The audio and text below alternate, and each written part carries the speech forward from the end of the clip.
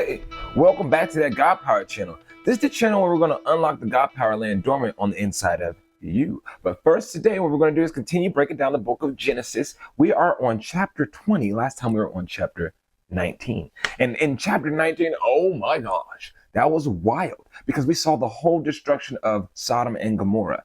Now, what could possibly happen next, right?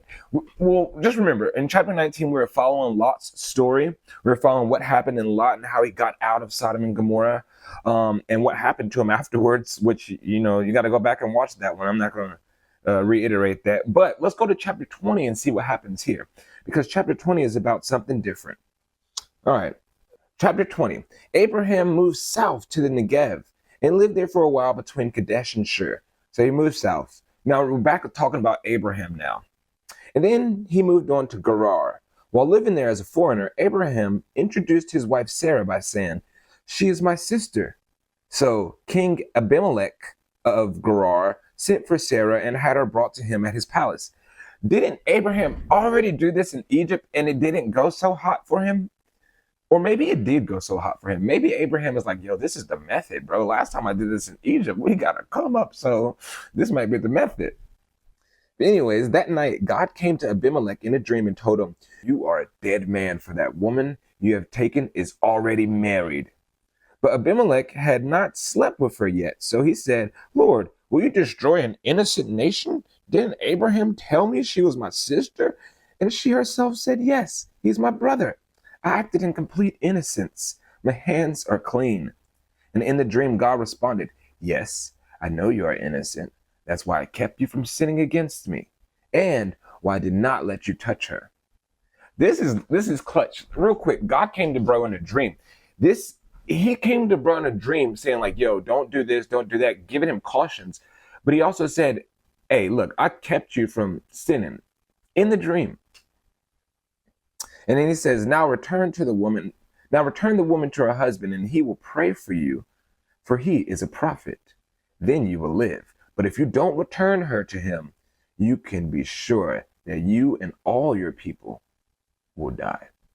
So Abimelech got up early the next morning and quickly called all his servants together. When he told them what happened, his men were terrified, as they would be, because, bro, a foreigner dude came here with a woman. You brought the woman and you're like, hey, new woman, yeah. And then God says in a dream, bro, your whole thing's about to be done if you mess with this woman. So Abimelech called for Abraham. He was like, what have you done to us? What crime have I committed that deserves treatment like this, making me and my kingdom guilty of this great sin? No one should ever do what you have done. Whatever possessed you to do such a thing? And Abraham replied, I thought this is a godless place. They will want my wife and will kill me to get her. And she really is my sister, for we both have the same father, but different mothers. Now, I didn't know that. I don't think I knew that before this point. I don't think it said that before this point. Or if it did, I just glazed over that part. But yeah, they're siblings, see? Half siblings.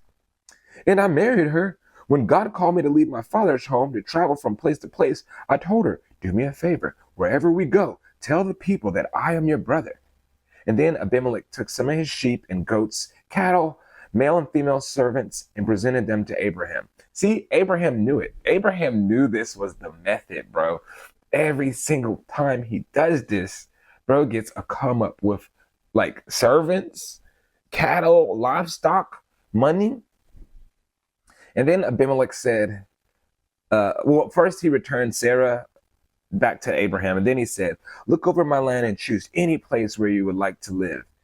And he said to Sarah, look, I'm giving your brother 1,000 pieces of silver in the presence of all these witnesses. This is to compensate you for any wrong that I may have done to you.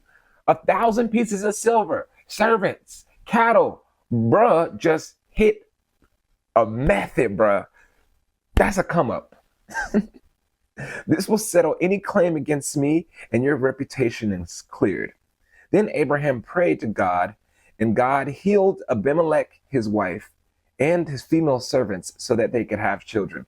For the Lord had caused them all to be infertile. because of what happened with Abraham's wife, Sarah.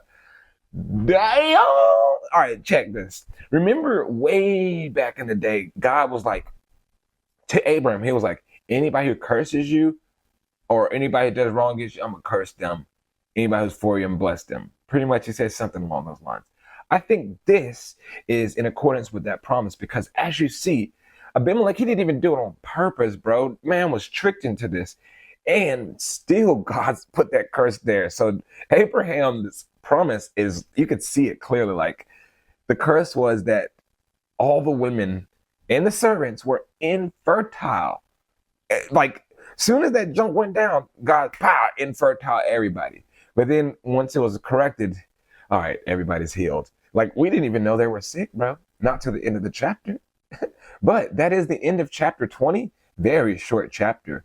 But it just shows you that Abraham did the exact same thing again. Did he do it because he's ignorant? Did he do it because he knows that's a lick? That's the method. Did he do it because he's really just fearful of getting killed and that's just way to get around it? I don't know. Put it in the comments if you have an answer for that. But other than that, that is the end of chapter 20. I hope that you have a great day. Hope you learned something. But I also hope you want to join me in chapter 21. So do that. And most importantly, just remember that you got that God power. On your heart, tugging on your... Get them.